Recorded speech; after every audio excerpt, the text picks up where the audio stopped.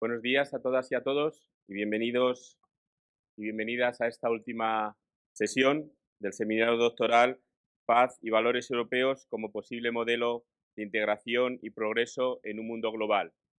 La sesión estará presidida por el profesor Jürgen Elber, que es Cátedra Jamonet de Historia Europea de la Universidad de Colonia, en Alemania. Es además miembro del jurado de las becas Sofía Corradi y director de este seminario. Profesor Jürgen Elber, le cedo la palabra. Yes, dear colleagues and friends, welcome to the final lab of our conference. Our first speaker will be Maria Pia Di Nonno. Maria Pia Di Nonno is a PhD student in history of Europe at La Sapienza. Hace su doctorado en la Sapienza en Roma, recibió el Giacomo Matteotti de la presidencia del Consejo de Ministros por su tesis sobre el pensamiento político de Adriano Olivetti en una actividad investigadora anterior. Maria Pia Di Nonno, tienes la palabra.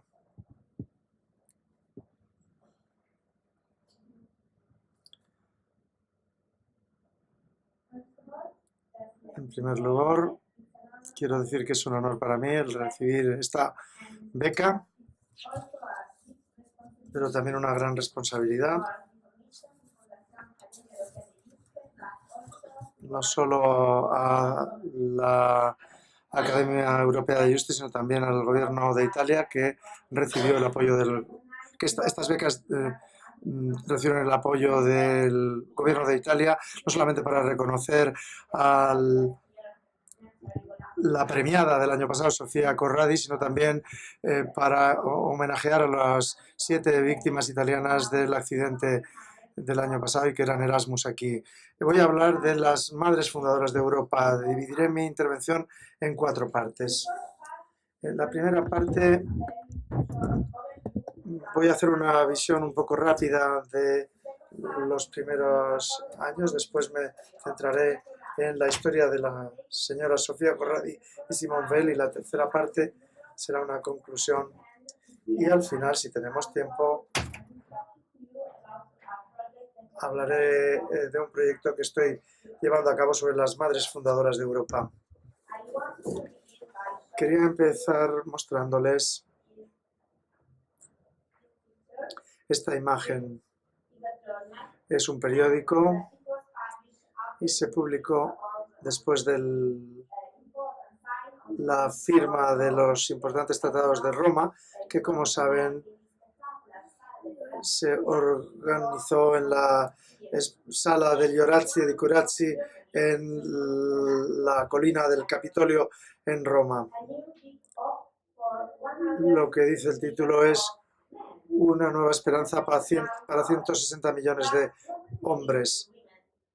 ¿Y qué pasa con las mujeres que estuvieron muy activas en la resistencia, que habían luchado mucho en favor de los valores europeos? Bueno, acabaron aquí, en la basura de la historia. Esta es una viñeta de Fleming y, como pueden ver, a las mujeres tratan de escapar, tratando de salir de la basura de la historia, ayudándose una a otras. Lo que quiero es ayudarles precisamente a que escapen de este cubo de la basura de la historia. No solamente es un tema irónico, sino también Eleanor Roosevelt habló de eso en una carta muy famosa dirigida a las mujeres del mundo que se presentó en Londres en el año 1946. La señora Roosevelt decía en su carta: para reconocer el progreso que las mujeres han hecho durante la guerra y por participar activamente en su esfuerzo por mejorar los niveles de vida en sus propios países y la labor tan dura de la reconstrucción, de modo que sean mujeres calificadas, listas para aceptar la responsabilidad cuando surjan nuevas oportunidades. Este es el fin de la cita. Y otra persona que habló también sobre este tema y hablaré más tarde de ella, es Ursula Hirschman, que era la mujer de Altiero Spinelli, después de que murió Eugenio Colorni, y ella divulgó el Manifesto Ventotene en Italia. Es una de las primeras madres fundadoras de Europa. Se le invitó en 1975 a dar un discurso en Milán y su título era Las mujeres en la lucha por Europa. Y dijo, y cito, como siempre pasa durante fases rebeldes contra los regímenes autoritarios o durante las luchas de liberación, las mujeres siempre han desempeñado un papel vital en Italia durante esos momentos porque participaron físicamente en las batallas, lo que las hizo iguales a los hombres ante el enemigo. Este legado ha de refrescarse en la memoria actual porque se perdió después de la liberación y la llamada vuelta a la normalidad, que en nuestro caso también significó la normalización del carácter subalterno de la mujer en la sociedad. Fin de la cita.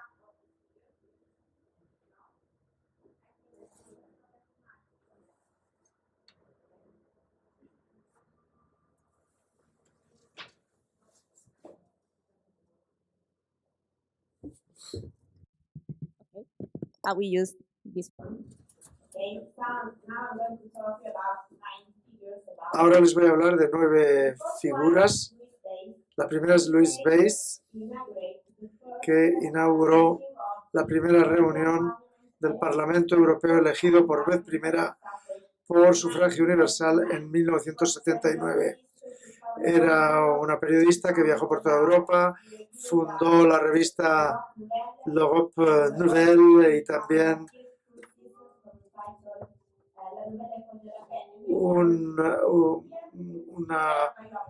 otra revista llamada La Nouvelle École de la Paix. Escribió 6 volúmenes en un francés complicado y ahí pueden ver la imagen porque compré todos estos libros en internet y recibí este con la firma original de Louise Weiss, lo que me complace mucho tenerla. Después podemos debatir sobre esta figura, pero simplemente les hablaré un poquito nada más. No hay micrófono, no se oye. El intérprete no puede interpretar sin micrófono.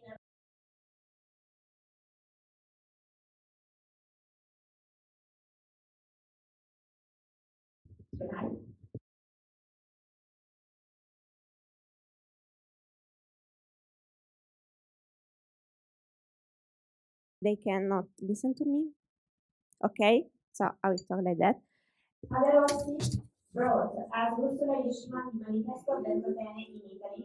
Dije que divulgó el Manifesto Ventotene en Italia. También fue muy activa en el movimiento de Justicia y Libertad.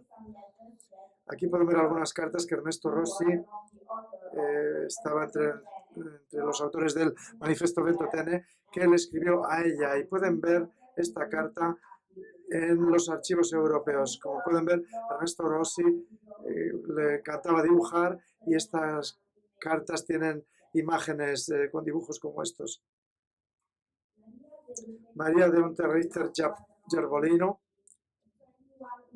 fue una de las 21 mujeres elegidas en la Asamblea Constituyente Italiana y también luchó por la paz y por las mujeres en la Italia meridional. En un magnífico discurso titulado Mujeres, dice: las mujeres que quieren Europa como una entidad cultural y humana tienen que ser conscientes de que sin la adhesión y la colaboración, ninguna comunidad definida por algunos papeles, no por los corazones, no va a poder sobrevivir. La civilización europea está muy endeudada de la cultura de la mujer.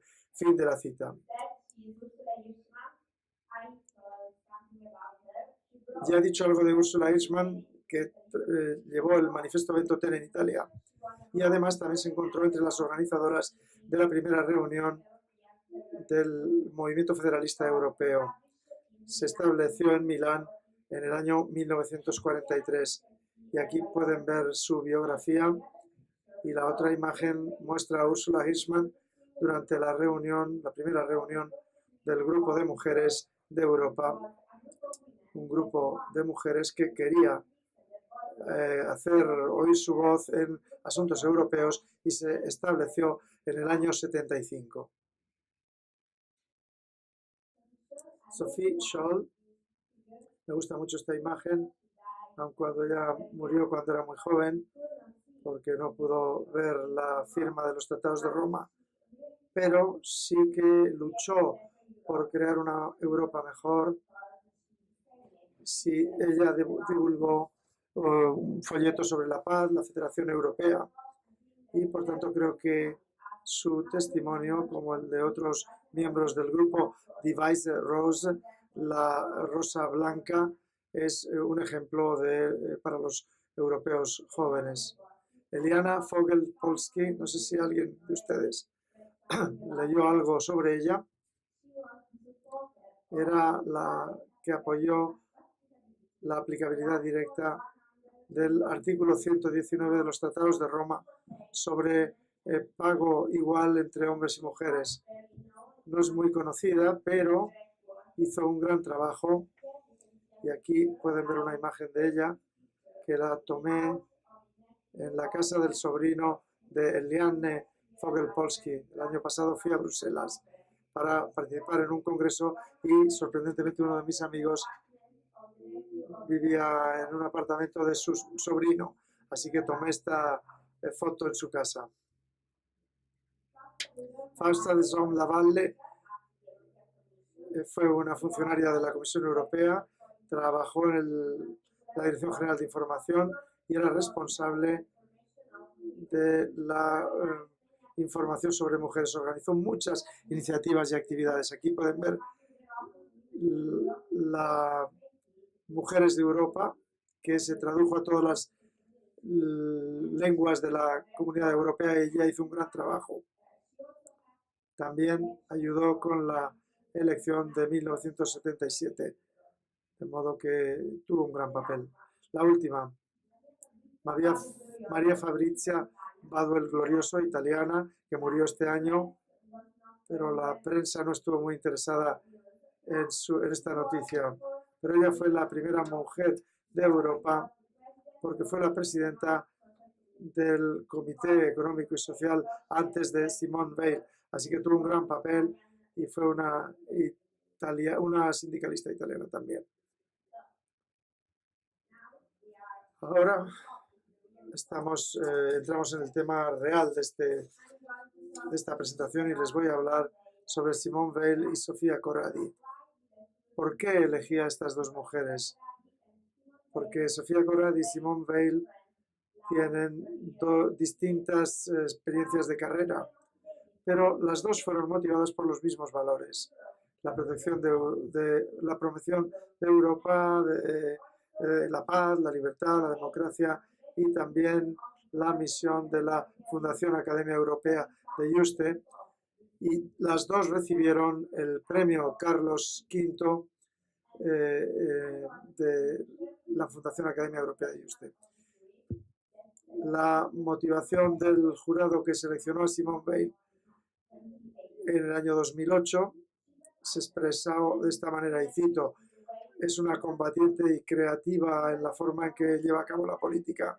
Es una mujer conocida por su claridad respecto al mundo de las ideas y que unánimemente recibe este premio en reconocimiento de su valentía y su tenacidad. 8 años después, otra mujer recibió el mismo premio, Sofia Corradi, el año pasado. La motivación del jurado fue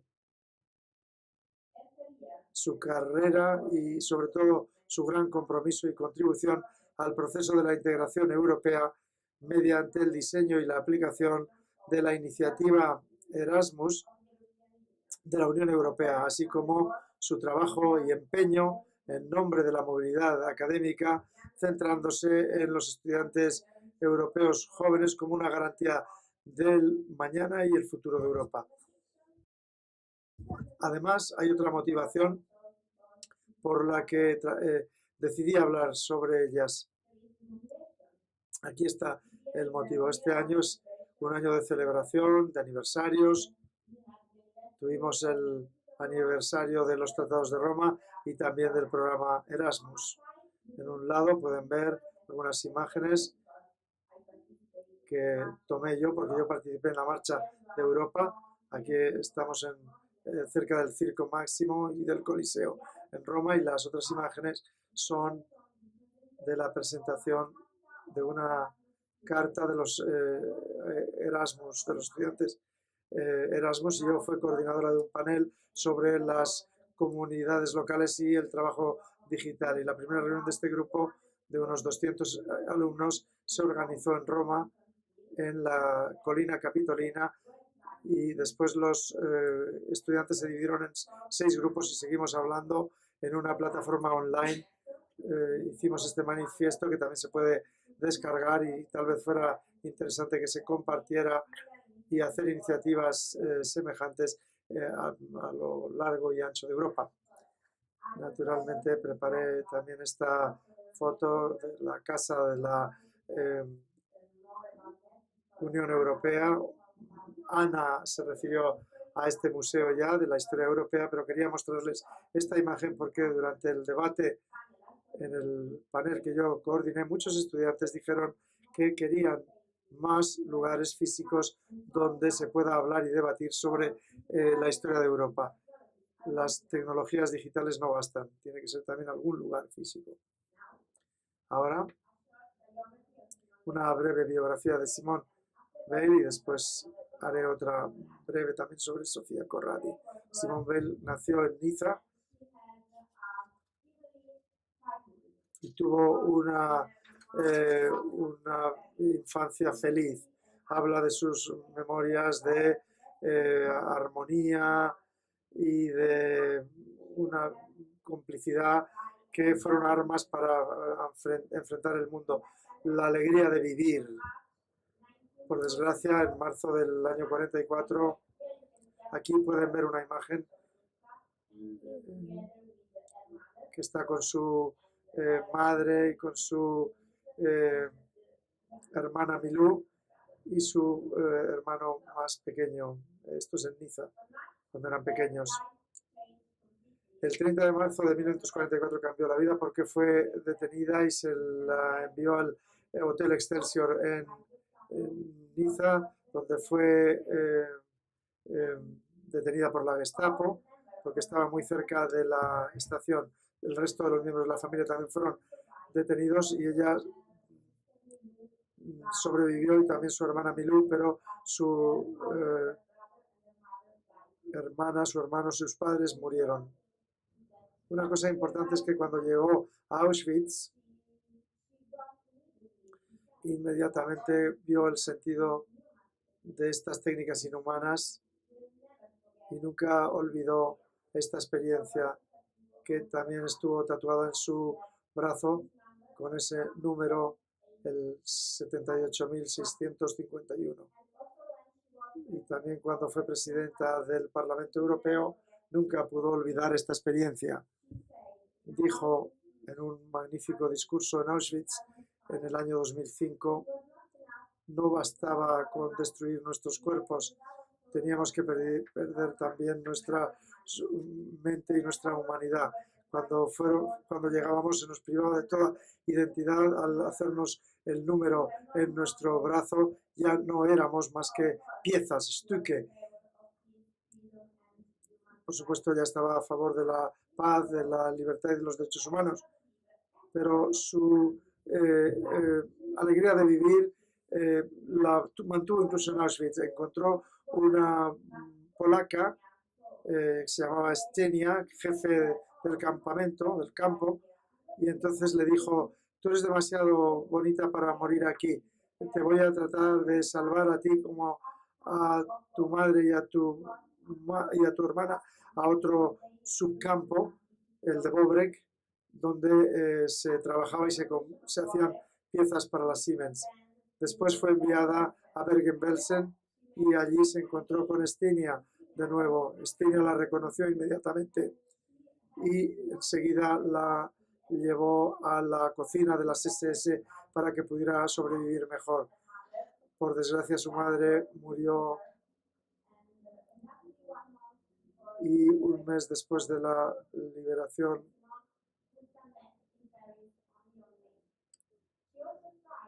o mejor dicho, después de un mes de su muerte, se liberó el campo. Decidió no volver a Niza, sino quedarse en París y estudiar ciencias políticas en el departamento de Derecho, y en esa universidad conoció a su amor de la vida, Antoine Weil.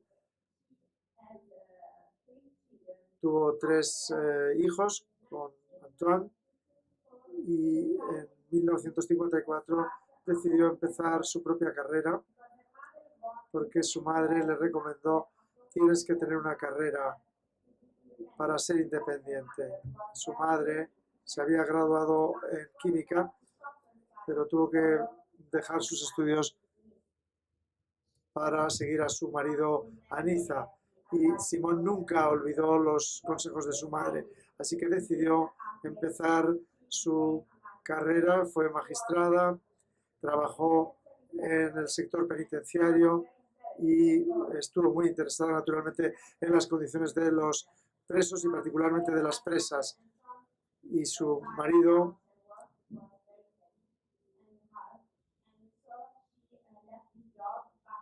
le dijo que como tenía muchísimo trabajo allí, pues se vio un poco obligada a dejar ese trabajo, y en 1974 la nombró Jacques Chirac ministra de la Salud, y más tarde fue la representante del partido Union Démocratique Française en las elecciones francesas del año 1979. Aceptó inmediatamente la propuesta de Giscard d'Estaing porque ella estaba cansada de la política. Según escribe en sus memorias: empecé a temer la labor de la política. Fue elegida en julio y hizo un magnífico discurso donde habló de los desafíos de la paz, de la libertad y de la prosperidad. Para estar a la altura de los desafíos que afronta Europa, necesitamos una Europa capaz de la solidaridad, independencia y la cooperación. Fin de la cita. Después encontró un empleo, fue ministra otra vez de Asuntos Sociales en el gobierno francés. Pero se cansó de la política y dijo: nunca sentí el deseo de hacer una carrera en la política y me propongo atenerme a mis principios. La política me fascina, pero en el momento en que se convierte en una maquinaria electoral pierdo interés. Fin de la cita. Decidió cambiar su vida y empezó su experiencia en el Consejo Constitucional de Francia en 2008 durante 9 años, y también fue presidenta de la Fundación para la Memoria de la Shoah, del Holocausto. Después recibió importantes condecoraciones porque fue elegida para la Academia Francesa, que preserva el uso del francés, y fue la sexta mujer que recibió este premio. Quizás el reconocimiento más importante que podía recibir fue ese. El 5 de julio de 2017, Emmanuel Macron, el presidente francés, quiso reconocerla enterrándola en el Panteón junto con su marido Antoine Weil.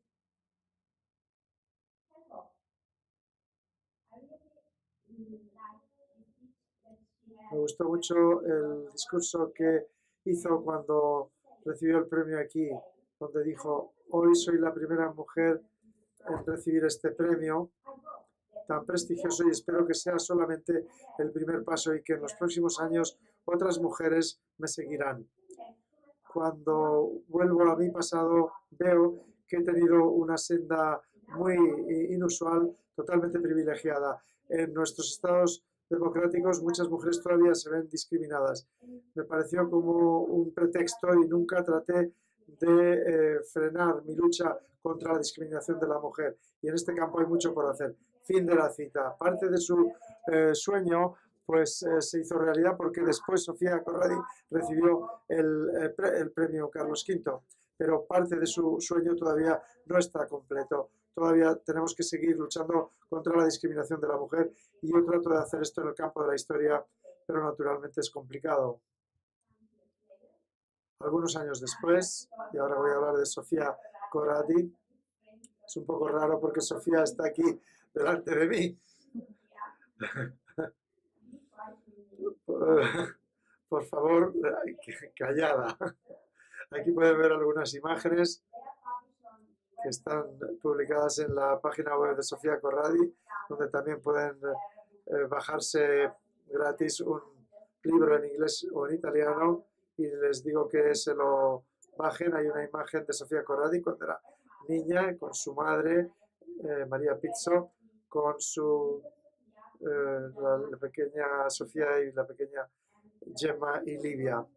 Nació en Roma, pero su familia procedía del Piamonte, en el norte de Italia. Su padre estudió en la Politécnica de Turín, la prestigiosa universidad, y después en la Escuela de Minas de Liegi, de Lieja. Y después viajó para aprender lenguas y su padre hablaba alemán, francés e inglés, además de italiano, claro. De modo que era una persona y una familia muy bien educada, muy culta. Su madre hizo la carrera de pedagogía y educación. Así que las pequeñas Sofía, Livia y Gemma siguieron ese legado. Además, les voy a mostrar porque su padre trabajó aquí. Encontré esta imagen, Sofía, en el archivo de los ferrocarriles.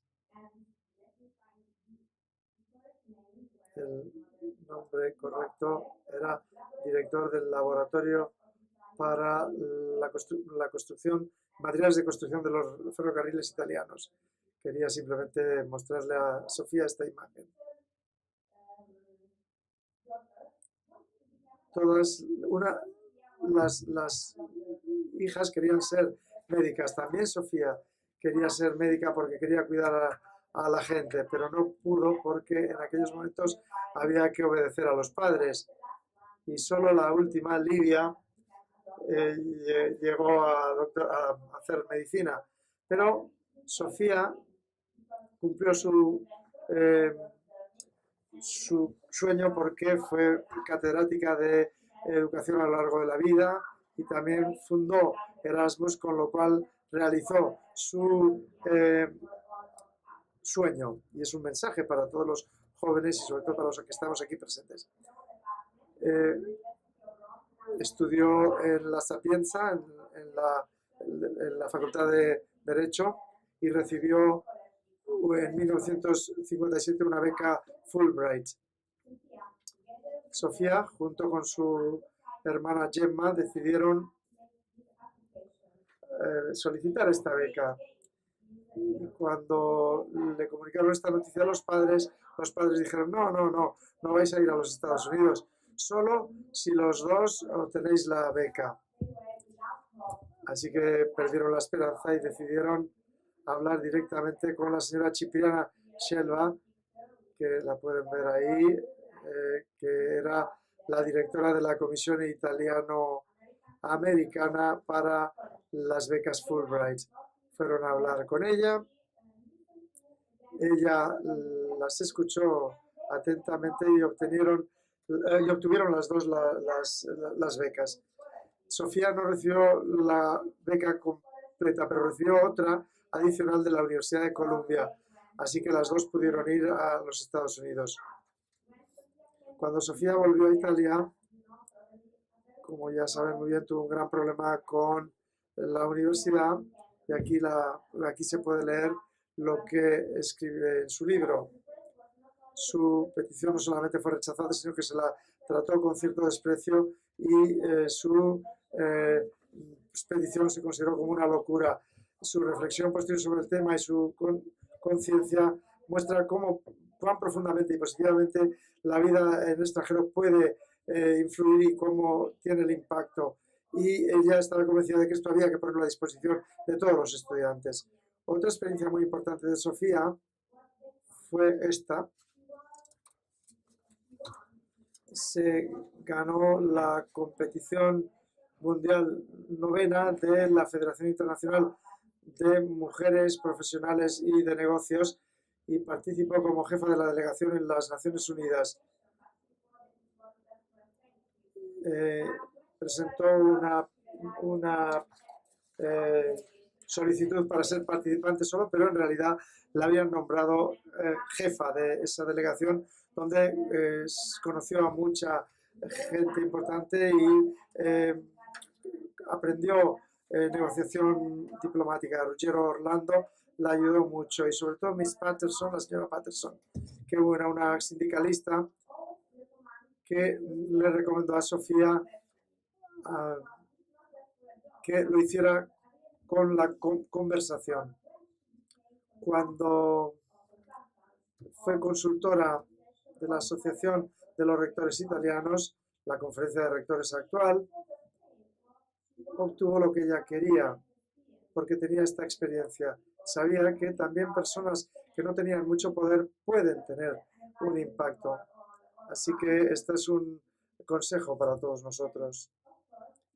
Naturalmente, empezó a trabajar sobre eso, escribió este memorando, el documento más importante, donde el título era La equivalencia de los años de universidad llevados a cabo por los estudiantes italianos en universidades extranjeras.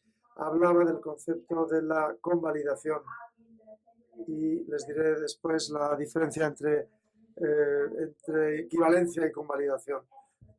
Ella había preparado este memorando para una reunión muy importante, la reunión germano-italiana, y esta comisión tenía por objetivo el posibilitar a los estudiantes de los dos países que pudieran llevar a cabo un estudio en el extranjero, periodo que fuera reconocido por la organización emisora. Se organizó en Ettlingen, en Karlsruhe, Ettlingen, en Karlsruhe, en noviembre del año 69. Y el mismo año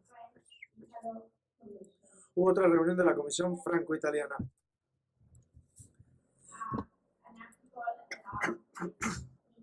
Aquí hay un artículo sobre esta reunión. En la otra imagen puede ver al ministro Agradi. El contexto es importante porque hubo muchas manifestaciones de los alumnos que querían currículos personalizados y los rectores de las universidades empezaron a hablar sobre esto. Como no tengo mucho tiempo, aceleraré un poco.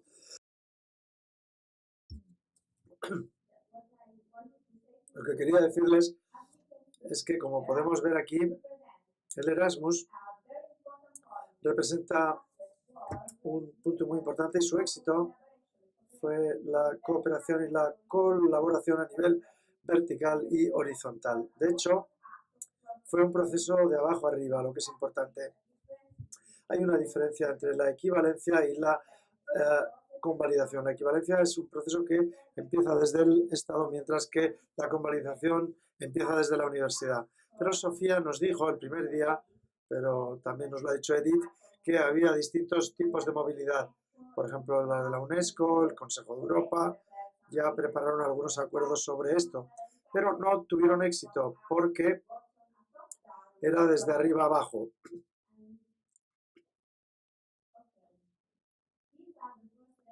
Estas son las primeras convalidaciones que recibió Sofía. Hay algunas cartas al presidente de la Asociación de Rectores. La primera, el primero es Alessandro Faedo. Le escribió una carta donde decía: querida señora Corradi, leí el artículo que has publicado en La República y quiero participar en la satisfacción que debe sentir al ver su sueño de la educación hecho realidad, como lo ha explicado tantas veces, tanto a mí como a la conferencia de rectores. La otra carta la escribió el señor Buonocore, Vincenzo Buonocore, que escribió: lo que hoy se llama el programa Erasmus es realmente su creación, cuyos cimientos en cuyos cimientos se ha comprometido usted durante muchos años. Después recibió muchos reconocimientos Sofía,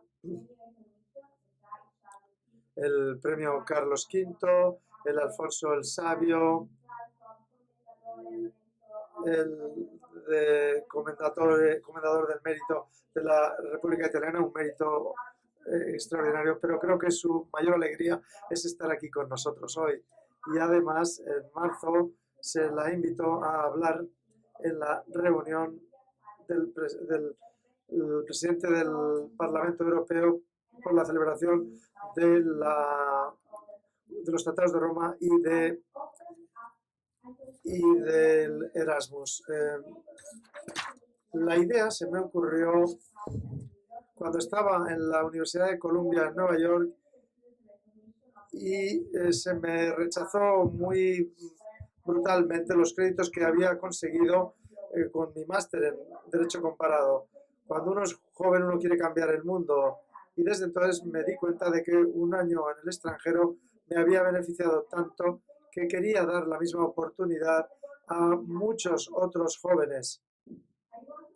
Quería una experiencia de estudio en el extranjero como un privilegio que fue históricamente atribuido solo a familias ricas para que fueran disponible para otros que no fueran ricos. Las muchas dificultades y la resistencia que encontré no me pararon, no me frenaron, también porque era una era en la que la llamada Guerra Fría entre las potencias principales consideré la promoción de la movilidad de estudiantes internacional como mi propia misión pacifista. Me temo que la situación del mundo no es muy distinta hoy.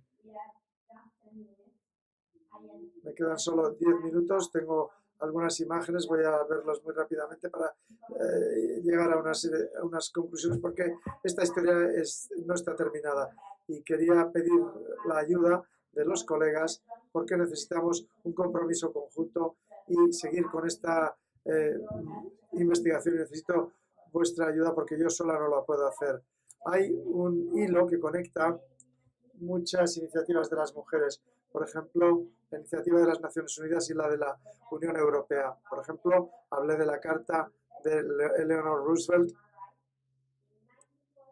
la Declaración de los Derechos Humanos. En el año 46 hubo una comisión en las Naciones Unidas sobre la condición económica y social de la mujer, que empezó a insertar la definición de los derechos humanos en la Declaración de los Derechos Humanos.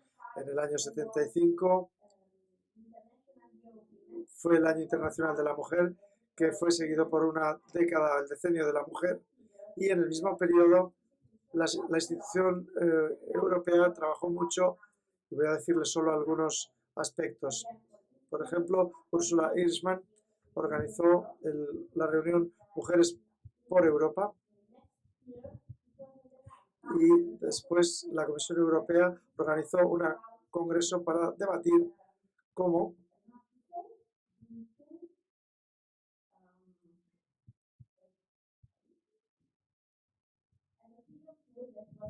un grupo de opinión que se lanzó en 1975, y ese mismo año la Comisión Europea decidió establecer dos dependencias, una sobre el problema de la mujer en el trabajo, dirigido por Jacqueline Nono, que dijo respecto a esta noticia tan increíble: al final del año 76 se anunció la creación dentro de la Dirección General de Asuntos Sociales una oficina que se ocupaba de temas relacionados con el empleo de la mujer. Fue increíble. En algún momento nadie hubiera pensado hacer esta sugerencia porque habría provocado la risa.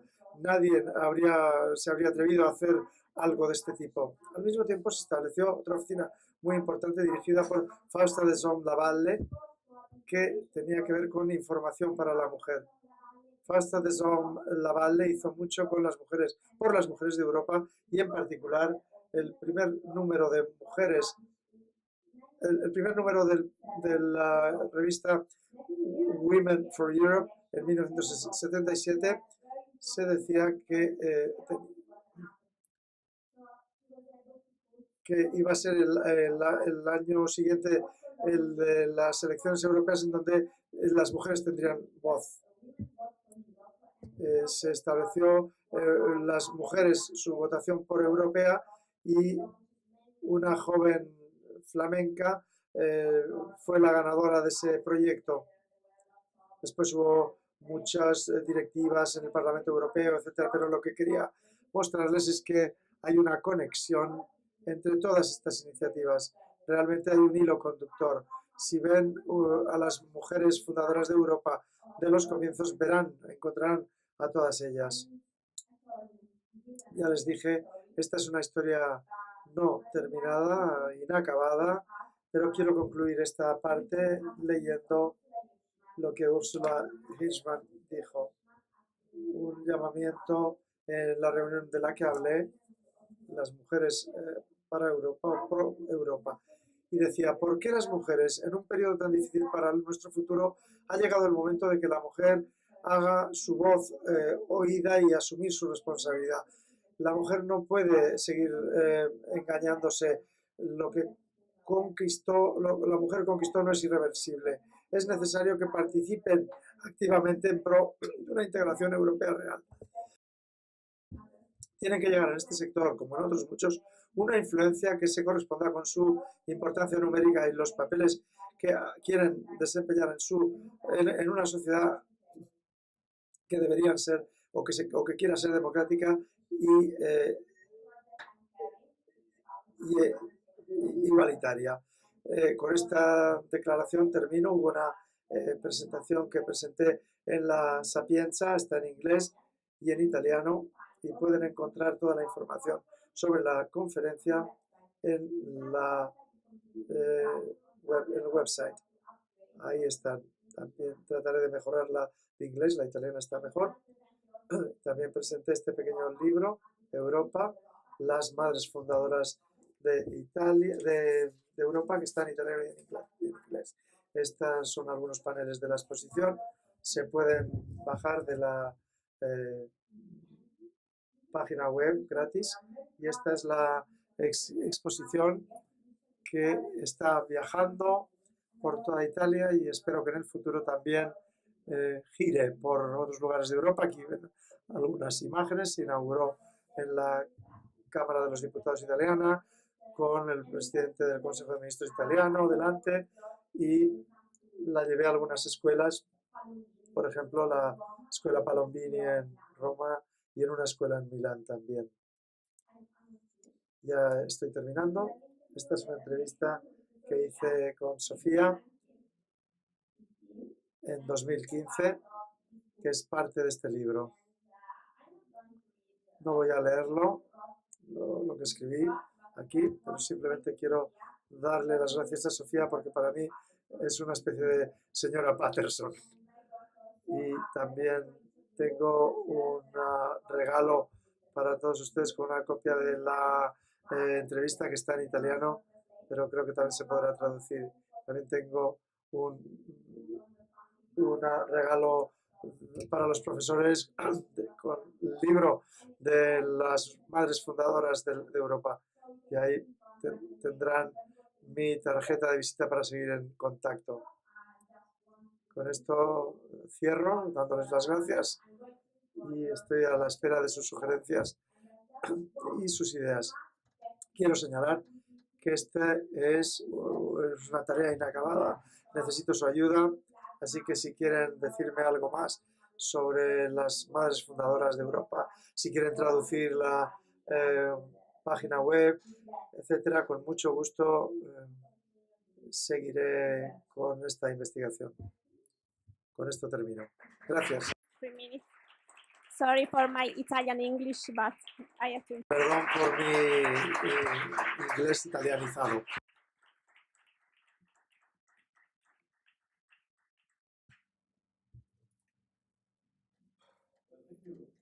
Muchas gracias, María.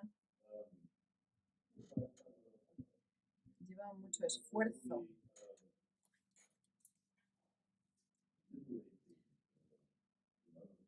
No solo el sacar a las madres de Europa del cajón polvoriento de Europa.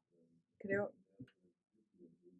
que habiendo tratado este tema de la historia y de la integración europea durante 2 décadas, puedo reconocer que por ahora solo hemos hablado de los padres fundadores de Europa. Hasta ahora solo era una sensación un poco rara, pero ahora que me doy cuenta, solo han sido padres de Europa, hombres. Y creo que tu enfoque es muy interesante, el ver y ampliar un poco más el horizonte y poner en contexto también cuál ha sido su valor. Creo que tan solo ha arañado un poquito la superficie esta presentación y hay mucho más que se pueda sacar del tema, así que te felicito por tu trabajo y buena suerte. Creo que sería interesante también el organizar una exposición. Creo que esto sí que es algo que ha de reconocerse. Así que te deseo todo el éxito futuro. Yo voy a viajar a Italia. Quizás puedas viajar tú también por toda Europa, ya veremos.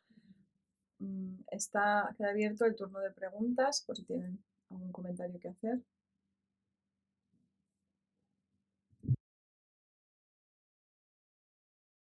That's the microphone. Talk quite slowly in Spanish, so Puedes hablar despacio en español si quieres.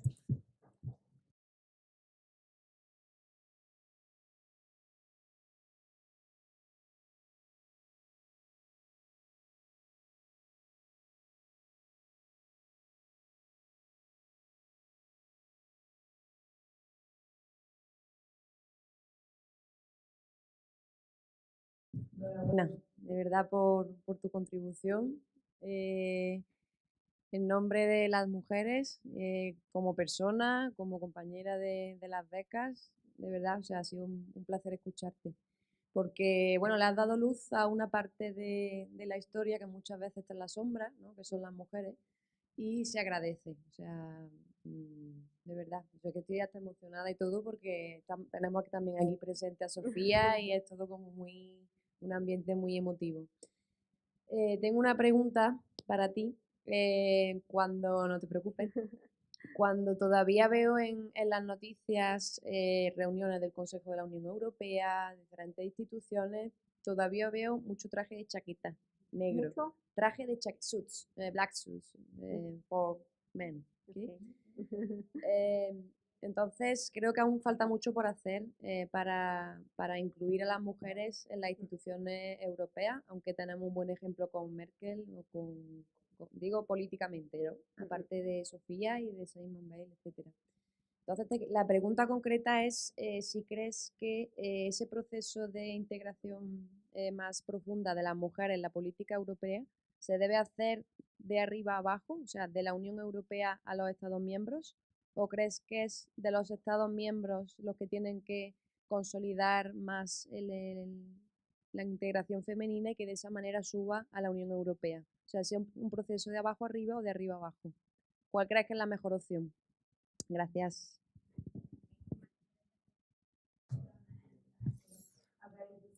Creo que esta es una muy buena pregunta porque tenemos que trabajar en ambas direcciones, desde arriba y desde abajo también. Tenemos que estar agradecidos a la Unión Europea porque muchos de los derechos de la mujer se lograron también gracias a las instituciones europeas, pero por otra parte, la democracia no solo es algo europeo, sino que pertenece también al fondo, a los países. Entonces, creo que sí que es importante empezar desde abajo, pero también son necesarias algunas directivas europeas procedentes de la UE. Hoy no he hablado de una de las madres fundadoras de Europa, que es Gianni Cecchini. Trabajó en el Consejo de las Municipalidades en la Unión Europea y también trató este aspecto, el hecho de que las mujeres estuvieran también en los centros de poder. Si quieres ayudarme, desde luego me vendrá bien todo tipo de información.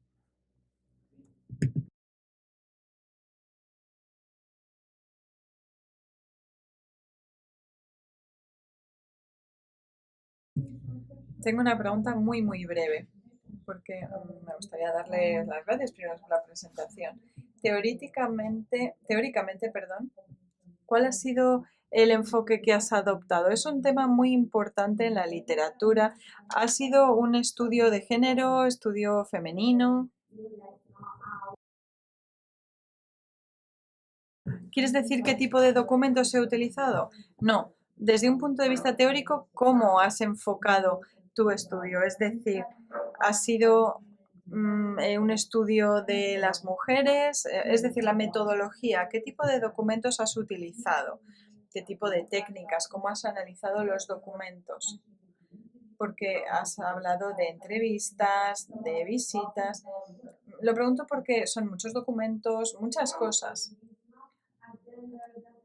La realidad es que este no es un estudio únicamente de género, porque yo hablo de las mujeres fundadoras, no solo porque son mujeres, sino también porque están al margen de la historia. También me gustaría en el futuro hablar de otros padres de la historia que han quedado un poco olvidados, o Umberto Serafini, que conocía también Sofía Corradi. Es decir, es una investigación de integración, sobre la integración. Me gustaría, o sea, lo que yo quiero hacer es ver si hay una conexión entre estas mujeres y de hecho la investigación es compleja porque en ocasiones no existen archivos. He encontrado algunos en algunos archivos de la Unión Europea, como por ejemplo los que hay en Florencia, pero en otros casos, por ejemplo, he tenido que llamar, que me ayudaran algunos colegas, por ejemplo, con Sofía Corradi. Un amigo sabía que la conocía y le pedí el número de teléfono. Es difícil esta investigación, pero la investigación comenzó en 2014, es decir, hace ya unos años, antes de la tesis. Se basa en la representación de género en cuanto a lo que es el crecimiento de la Unión Europea, en cuanto a lo de en cuanto a Simone Veil, sí hay mucha documentación en el Parlamento Europeo. También hay muchos archivos en el Parlamento. Creo que sí que podrías mencionarlo si no lo has hecho hasta el momento. Creo que hablando de enfoques y métodos, metodología, este tema realmente está muy bien, viene muy bien al caso de lo que hemos estado hablando. Jesús tiene la palabra.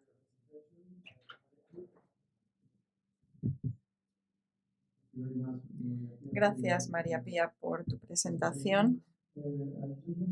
Me gustaría sugerir un nombre. René Van Hoff fue la madre fundadora de la interpretación y del servicio de interpretación en la Unión Europea. Ya saben que digo siempre que el lenguaje de la Unión Europea es la traducción. Era medio americana, medio alemana, los años 20 aproximadamente, era intérprete, pero antes fue la secretaria de Poland-Lisbach, crucial en la construcción de Europa, cuando, si no me equivoco, era presidente de la Asamblea General, Naciones Unidas, en el 1946. No me cites, pero creo que era más o menos. Y luego se convirtió en la esposa de un comisario.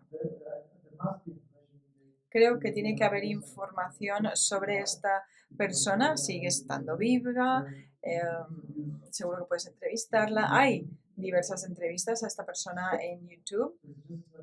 Así que era simplemente una sugerencia relacionada con los idiomas, que yo considero una de las madres fundadoras de la interpretación. Luego te paso el nombre. También desempeñó un papel político, porque cuando se nombró a un nuevo presidente de la comisión, fue a hablar con diversos jefes de gobierno y se llevó a René Van Hoff a interpretar. No quería a nadie de la diplomacia francesa, sino que solo quería a esta persona que fuera la intérprete. Es decir, que sabe mucho sobre la fundación. Nos reunimos con los estudiantes y con Simone Veil aquí y creo que puedes mirar en el libro, hay mucha información. al comienzo del seminario también se habló de las jefas de empresas, jefas mujeres.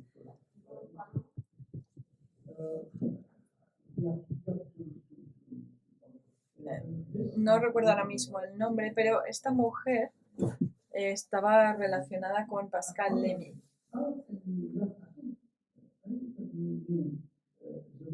Creo que puedes enlazar el papel de fomentar el papel de las mujeres y la integración europea desde el inicio.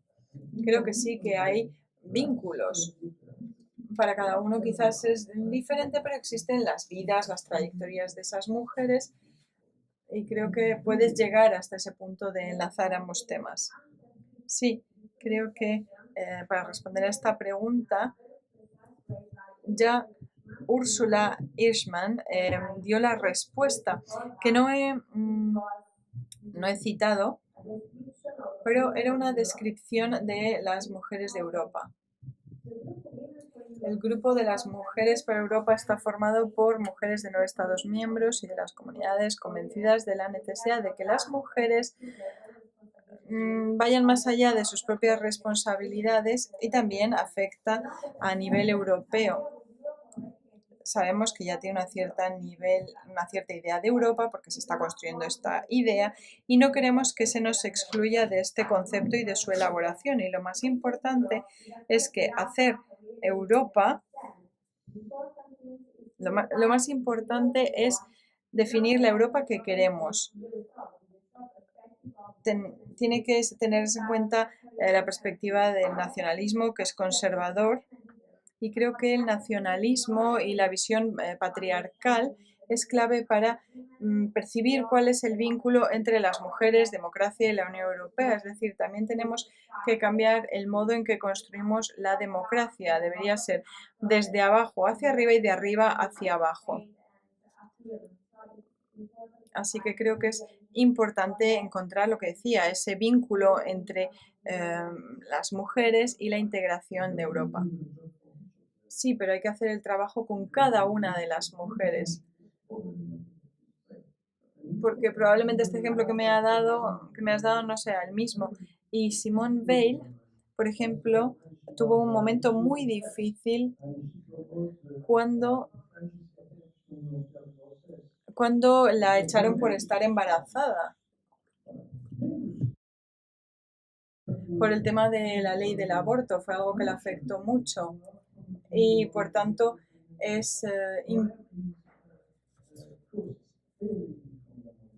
creo que las causas y el vínculo entre cada uno es fundamental. Muchas gracias. ¿Más preguntas o comentarios? Este es el libro. Y aquí está el premio dedicado a Simone Veil. Memorias y lugares de la memoria en Europa. Este es el libro en honor de Simone Veil, de la premiada anterior. Gracias, Miguel. Gracias por tu contribución, María Pía. Y ahora, a aplaudir.